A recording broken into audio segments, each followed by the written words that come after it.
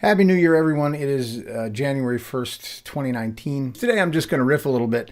The First Amendment guarantees, of course, the right to freedom of religion, freedom of the press, and freedom of speech. Freedom of speech has not always been a very popular idea. The ACLU, as I pointed out in my first video, it's called Verified Hate, Silenced by Silicon Valley. And if you go to the part 1 episode, I do a brief overview of the ACLU, the American Civil Liberties Union, and their job has always been to, among other things, protect free speech in this country. And they have gone to court and defended some of the most disgusting human beings that you can imagine. If you silence those people, what is next? Because silencing of speech has not been effective at the legislative level. And it really can't be. It's kind of baked into what our country is all about. Is that there are now emerging some workarounds, if you will, to get around the fact that we're freely able to speak our minds here and piss people off and hurt their feelings and say reprehensible things if we want to.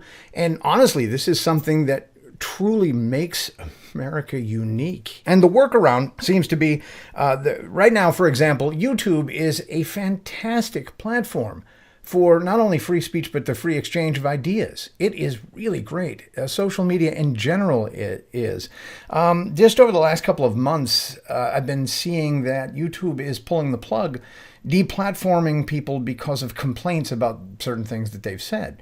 What really disturbs me about that is that these people that are being deplatformed, is what they call it, are not saying things that are totally different from what other people are saying. So the application of that rule, you say something offensive on YouTube, we're gonna cut you off, seems to be fairly subjectively applied. It seems to be applied based on the social construct rules of intersectionality. If I'm a white guy, if I say something offensive, I'm going to be pulled, and my hypothesis, my hypothetical, and some of the observations that I've made is that if it was made by a minority woman, maybe she wouldn't be, maybe she wouldn't have the same experience that I have in terms of, that I might.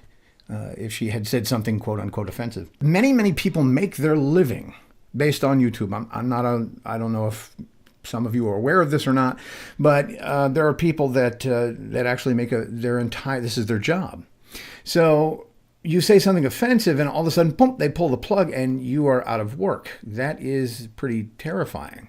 Especially considering the subjective and arbitrary nature of what's offensive. There's a company called Patreon, and Patreon processes donation payments to people who have YouTube channels in order for you to pledge your support. Now, what you get in return is, some people offer early access to videos being posted, discounts on merchandise, things like that. They had originally set it up to be kind of a, hey, you don't break the rules on Patreon. We don't care if you break the rules on YouTube or somewhere else, and we're cool. Well, as of late, Patreon has been deplatforming people for saying things that they don't like. The thing that's really bothering me the most is about a week or two ago, a New York Times article, and I'll post it here over my shoulder when I do the editing, as well as in the links below, said that credit card companies and banks are responsible partially for mass shooters using their finance options to buy weapons and ammunition. And so what this article was essentially calling for was that these banking institutions need to be monitoring all of our purchases to be sure that we are not buying things that they don't like, essentially, because it could be used in a way that they don't approve of. To me, this is absolutely terrifying. And the thing that bothers me about it the most is that it is being supported by the New York Times. We've heard this kind of thing before, too, where gun manufacturers need to be made responsible for misuse of their product. Yeesh. And I've heard all of the arguments, and the arguments aren't very good, because I can buy a car and misuse it, too. Should Mercedes be responsible if I decide I'm going to plow into a family of 6 because I don't like them? Should they? We need to, it's an equal application of principle that I'm seeing a problem with here. This is terrifying too, because the left in general is highly suspicious of big, powerful banks.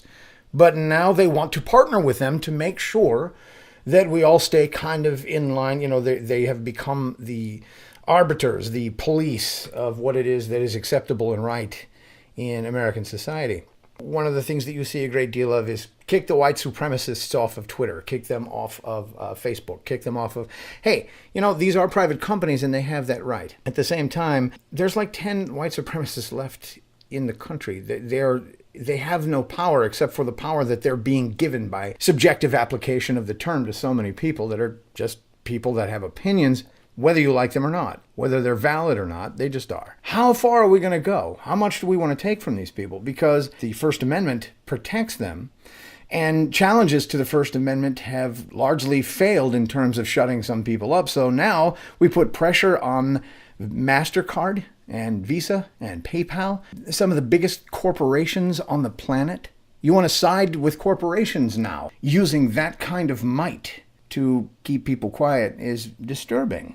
I want to liken it to forcing private artists to bake cakes for events that they don't feel are appropriate. So we can use the banks to force people to not receive attention, money, a living, etc. for their points of view. But if somebody says, hey, my point of view is religious and I don't like this idea, we're going to use the same force. We're going to apply the same force to making them do it anyway. Yeah. Force can be applied in two different ways. And to that point, there is a maxim that says that if the military develops a new weapon, within 15 years, that weapon will be used on the developer. I would think that we could apply that same general principle to this idea. So today, we don't like what it is that certain people say, so we develop weapons to keep them from saying it. Then 15 years from now, those same weapons are being used against us. These are things that we definitely need to consider. I have to wonder if pressure is now going to move from the credit card companies to the ISPs. And again, I can't say that, because they're private companies, that they, should be forced to do anything, really. What I'm concerned about is publicly regulated companies. Should they be allowed to say, no, you cannot post this stuff. You can't say these kinds of things. We're already seeing the left, some of these ideas, some of this intersectionality begin to destroy itself. Twitter actually banned a lesbian feminist for saying that she would not date a trans woman because a trans woman is a man. Let that sink in for a second. Now, personally, I don't have any opinions of it all. If you want to be trans, great. You want to be lesbian, terrific. I want the world to be as free as it possibly can be.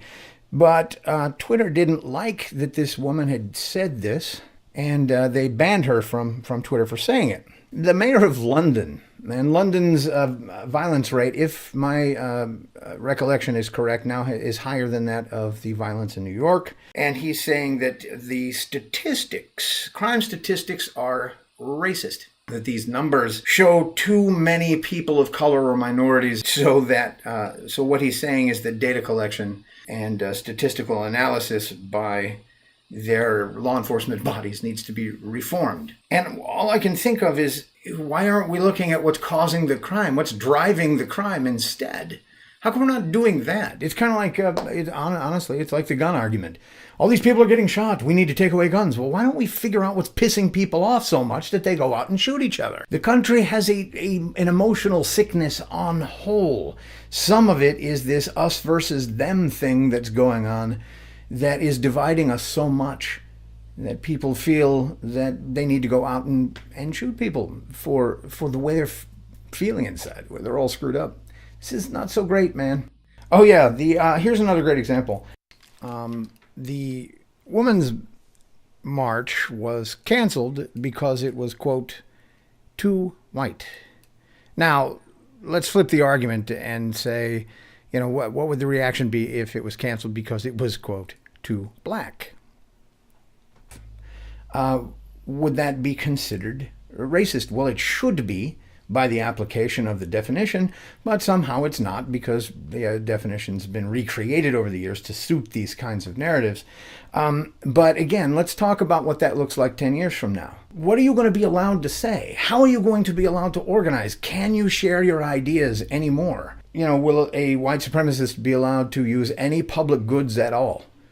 I admit that goes a little far, but at the same time, is it worth considering? Is somebody going to say, this group over here, we don't like them. They say things that are offensive to us. They shouldn't be allowed to use the public transportation. And if you think that's far-fetched, China currently has what they call a social credit system, in which the government, some government body, is monitoring the things that they say, post, and do.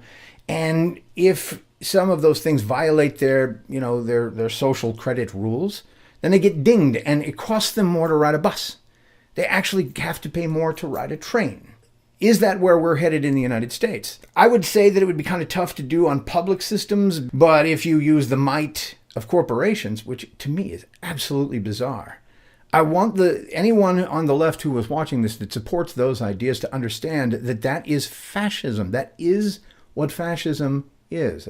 But I think what we really need to be asking ourselves, and this is, again, I'm going to give Dave Rubin some credit for this here, because he said, I think in 2019, we have to be asking ourselves, what kind of internet do we actually want?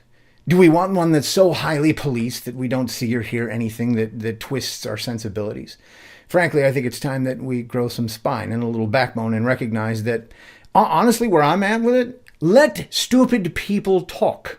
It only takes a minute to recognize that they're stupid. It only takes a second to recognize that their arguments are crap. And if that's the fact, we can all go, okay, your arguments are stupid, and move on. It is really easy to destroy liberty, but it's nearly impossible to get it back once you've done it. As always, if I've got something wrong, if I missed something, if I've mischaracterized something, please let me know. Like, subscribe, and comment. It really helps the channel out. We'll see you next time. Thanks a lot. And as always, I really want to know what it is you think.